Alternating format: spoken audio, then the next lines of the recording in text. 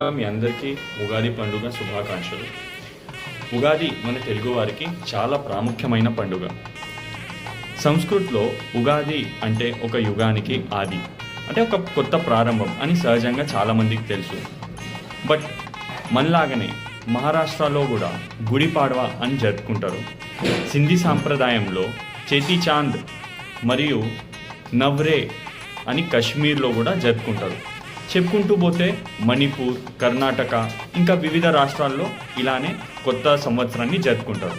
మన భారతీయ సంస్కృతిలోనే కాదు, ఇతర దేశాల్లో కూడా మన సంస్కృతి యొక్క ఇన్ఫ్లుయెన్స్ మీరు క్లియర్గా చూడొచ్చు.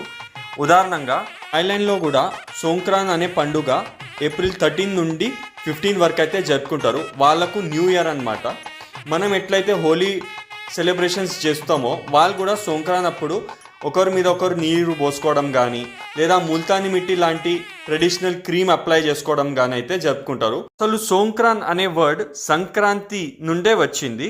సంక్రాంతిలో ఉత్తరాయణంలో మార్పు ఎలా జరుగుద్దో అదే విధంగా వాళ్ళకు కూడా ఈ సమయంలో ఋతు మార్పు చాలా ప్రత్యేకం.